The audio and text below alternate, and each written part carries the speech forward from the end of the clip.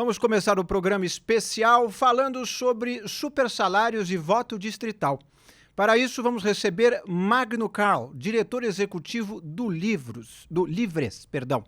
Boa tarde, Magno. Começando sobre os supersalários, se já existe um teto, todo mundo já sabe que de lá não pode passar. Por que está tendo que haver uma negociação para um novo reforço do teto? É um teto solar? É conversível? Boa tarde, Zé Inácio. Boa tarde, Duda. Boa tarde a todo mundo que nos acompanha. É um teto flexível que sempre pode acomodar um novo teto, um puxadinho, caso seja da conveniência do momento. Nós estamos discutindo esse tema não por falta de regulamentação ou por falta de teto, mas porque se perdeu o controle sobre esse teto e se desmoralizou a regulamentação. Hoje nós temos 0,3% dos servidores públicos recebendo supersalários, mas esses 0,3% dos servidores públicos causam um impacto de mais de 11 bilhões de reais por ano nas contas públicas.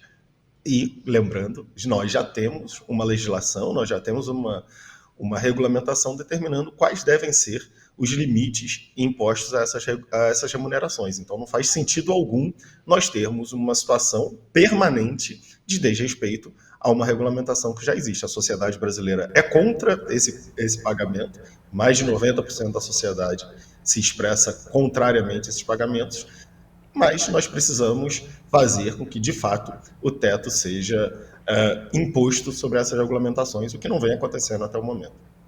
Já convido Duda Teixeira ao nosso debate. Duda, boa tarde. Magno, boa tarde, Inácio. Magno, faz algumas semanas eu vi o Luiz Roberto Barroso, presidente do Supremo Tribunal Federal, dizendo que o teto não é assim bem um teto, que é normal que os penduricalhos ultrapassem o teto, tentando normalizar, né, essa situação anômala.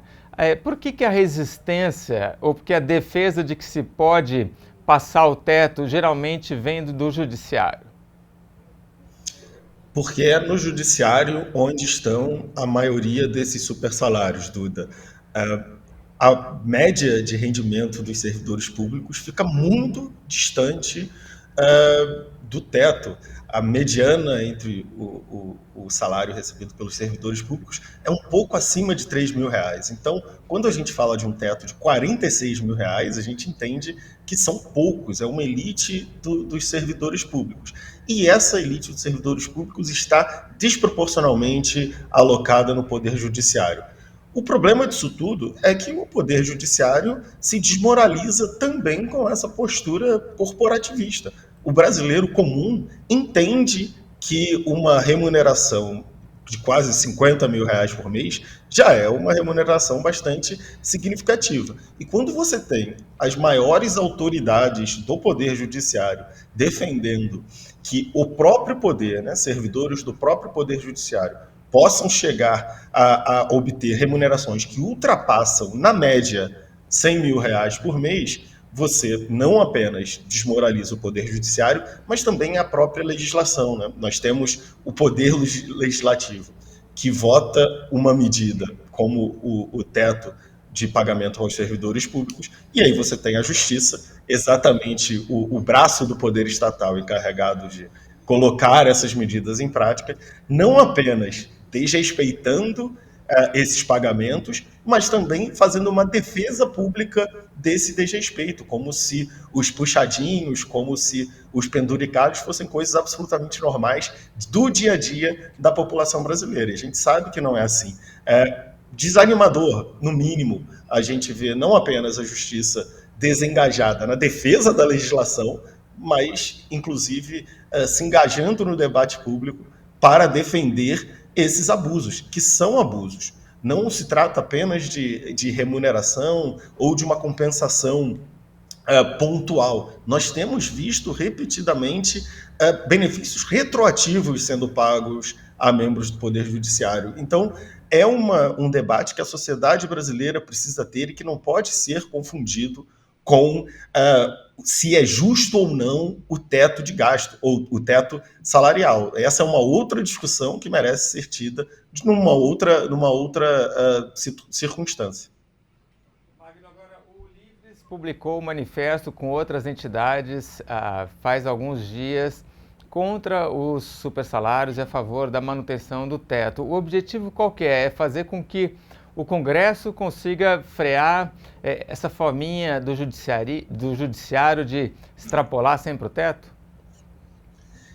Exatamente, e que se pense antes de avançar com projetos de lei que hoje tramitam na Câmara dos Deputados e no Senado, que possam endereçar a questão dos supersalários de uma forma que a gente entende ser errônea.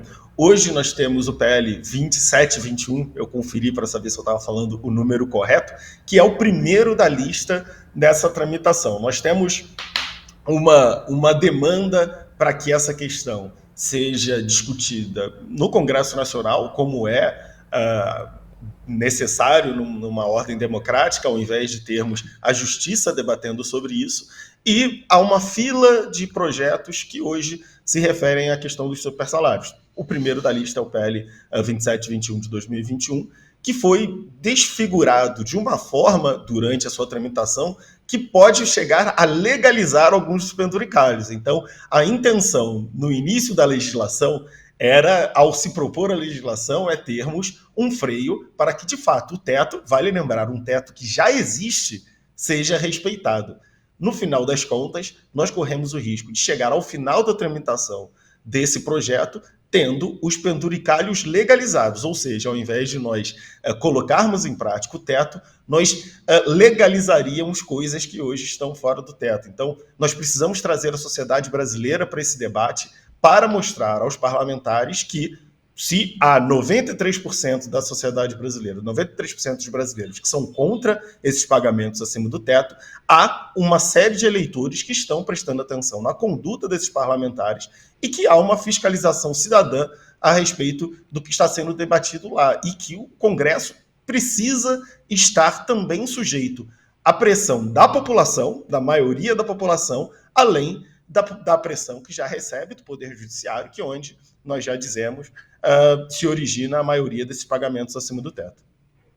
Magno, justamente os parlamentares são aqueles que costumam ter bastante contendas com o judiciário, seja na figura de políticos, seja em alguma outra, digamos assim, façada que eles tenham com empresas, já que muitos deles são empresários, muitos são advogados. Pensando nisso, não parece temerário de que eles vão acabar capitulando justamente para fazer média com aqueles que eles querem ficar bem, pensando no longo prazo deles individualmente? Inácio, exatamente por isso que a gente precisa trazer a sociedade brasileira para mais perto dessa discussão.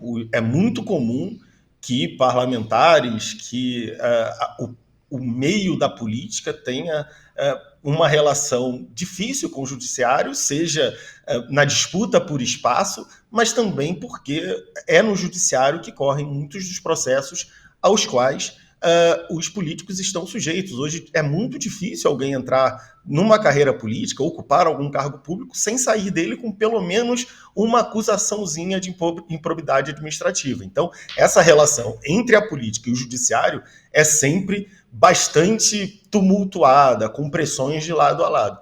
Mas nós precisamos fazer com que a política entenda qual é a preocupação majoritária da sociedade brasileira. Onde estão a maioria dos eleitores? E a maioria dos eleitores rejeita o pagamento de 100, 150, 200 mil reais por mês para integrantes do Poder Judiciário. A maioria da população entende que 46.300 reais já é um teto bastante generoso para alguém que ocupa uma posição numa carreira pública. Se essa remuneração é do tamanho que faz sentido para um juiz que julga não sei quantas casos ou ações por ano, é uma outra discussão. O que está em discussão nesse momento é que não se pode ter uma legislação para a maioria do brasileiro ou a maioria dos servidores públicos. De novo, 99,7% dos servidores públicos recebe dentro da legislação, dentro do teto, e outra legislação para servir ao 0,3% dos servidores públicos.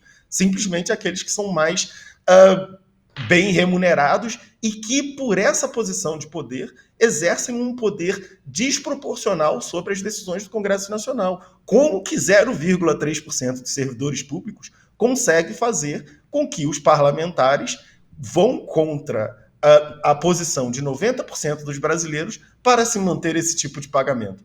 É inacreditável, é inexplicável. Então, por isso que 10 organizações firmaram esse compromisso nesse manifesto contra os supersalários. É por isso que nós estamos conversando com a imprensa, nós estamos conversando com parlamentares, com outras entidades da sociedade brasileira, para chamar atenção para essa situação. Nós temos a captura de um debate de projeto legislativo por uma parcela muito pequena dos servidores públicos que recebem quantidades elevadíssimas de dinheiro e que hoje fazem com que os parlamentares tenham dificuldade em simplesmente acabar com esses penduricalhos. O que está acontecendo hoje, e é por isso que nós assinamos esse manifesto contra os supersalários, é que estão desfigurando o projeto de lei que hoje tramita no Congresso Nacional para que não se combata os supersalários, não que retornemos todos os servidores públicos para abaixo do teto e regulamentemos com eficiência o que é verba indenizatória de fato,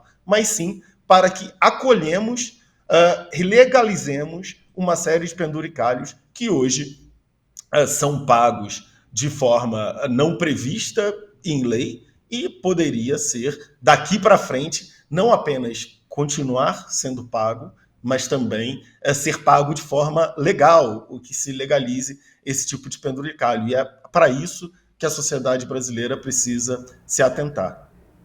E com isso, nosso judiciário é o segundo mais caro do mundo, consumindo 1,3% do PIB, só em custas do judiciário. Só perde para ele o Salvador. Já que você falou sobre essa questão do parlamento ter que se dobrar ao que quer a população, outra coisa que você também advoga é um debate maior, mais amplo, sobre o voto distrital. Como o voto distrital poderia ser uma ferramenta, um instrumento a favor dessa equalização do parlamento?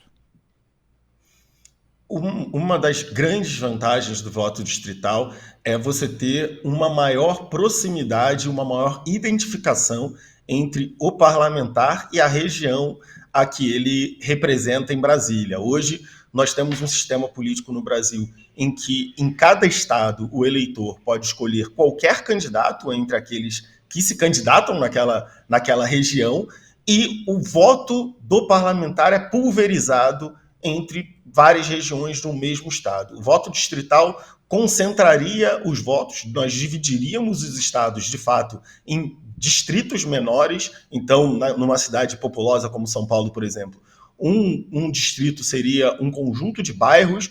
Em outras regiões mais interioranas, nós teríamos a junção de 1, 2, 3 municípios formando um distrito, e aquele deputado seria o representante daquela região. Então, haveria uma identificação muito maior entre o eleitor e quem o representa em Brasília, porque o eleitor saberia exatamente quem é o membro do parlamento que representa o seu bairro, que representa a sua cidade. Ou seja, em uma ocasião em que há um tema importante sendo debatido na Câmara dos Deputados, como, por exemplo, os supersalários, o eleitor daquela região saberia exatamente para qual gabinete telefonar. Hoje nós temos um sistema político que faz com que as pessoas do meu bairro possam votar em qualquer um dos milhares de candidatos que se candidatam a cada eleição no estado de São Paulo, por exemplo. Não aconteceria o mesmo no voto distrital. Há uma possibilidade de fiscalização daquele deputado e contato entre o eleitor e o eleito muito maior do que nós temos hoje. Hoje acaba tendo um efeito de um voto disperso. Pessoas podem votar em múltiplos candidatos e aí a representatividade acaba sendo dispersa. O que é bom para a representação de algumas opiniões minoritárias, porque você tem um campo maior para aquele candidato receber seus votos. No entanto, na questão da representação direta e principalmente na fiscalização, o modelo que nós temos hoje deixa muito a desejar. Magno, eu lembro que o PSD do Gilberto Kassab tem essa bandeira do voto distrital há muito tempo e acho que, aliás, é a única bandeira deles, né? Agora, existem outros partidos que também são favoráveis a essa ideia? Você acha que tem chance disso ser aprovado? Eu acho que tem chance de ser aprovado, Duda, porque nós estamos chegando em uma relação entre o executivo e o legislativo em que me parece que o modelo desenhado pela Constituinte de 88 tem se esgotado. Nós temos a constante dificuldade de governabilidade por parte do executivo, e é interessante nós termos tido nos últimos ciclos um governo de direita, um governo de esquerda, para se mostrar que o problema da governabilidade não é um problema ideológico, é um problema estrutural, e nós temos um parlamento cada vez mais empoderado em termos principalmente financeiros, mas com muito pouca responsabilidade na prestação de contas à população. Cada deputado é eleito com sua própria pauta, servindo ao seu estado, e tem muito pouca resposta às pautas nacionais, que acaba sendo uma questão dedicada ao executivo, mas um executivo que nesse momento se encontra muito enfraquecido e precisando dialogar muito mais com o legislativo. Então, nós precisaremos encontrar uma saída estrutural para o impasse de governabilidade que nós temos. E me parece que nos últimos anos a discussão, nós tivemos já do semipresidencialismo, nós tivemos já do parlamentarismo, me parece que essa é uma discussão que vem amadurecendo. E por que eu acredito que ela pode avançar nos próximos anos? Porque nós temos dois eventos acontecendo ao mesmo tempo. Nós temos tido o aumento da relevância do parlamento e também um nível de importância muito maior para os partidos, depois da imposição da cláusula de desempenho, da cláusula de barreira. Então nós teremos um parlamento muito forte e um quadro partidário enxugado, o que levará inevitavelmente a um clima em que os partidos sejam muito mais importantes nesse debate, já que serão muito menos, em muito menor número, e também o parlamento será muito importante na discussão das grandes pautas. Então nós inevitavelmente caminharemos para esse tipo de conversa e principalmente se a tendência do enfraquecimento do executivo, do enfraquecimento político do presidente da República continuar na tendência que tem seguido nos últimos anos. Muito obrigado, Magno Carl. Você que é diretor do Livres, por essa entrevista bastante esclarecedora acerca desses dois temas. Muito obrigado. Duda. Obrigado, Duda. Obrigado, Inácio. Um abraço. Obrigado. Duda, que aliás indicou Magno Carl para a entrevista. A gente percebe que existe como componente das duas questões a imobilidade do Congresso. Em um minutinho, você consegue imaginar ele aprovando algum desses dois projetos importantes? Sempre vai depender das lideranças colocarem o assunto na pauta.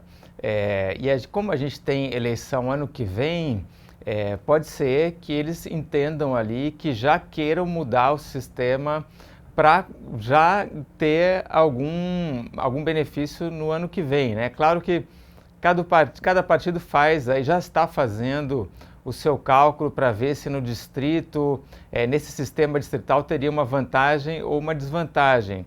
E aí pode acontecer que eles entendam que possam ter vantagens e já tentam aproveitar, já coloquem isso para votar agora para fazer uso disso no ano que vem.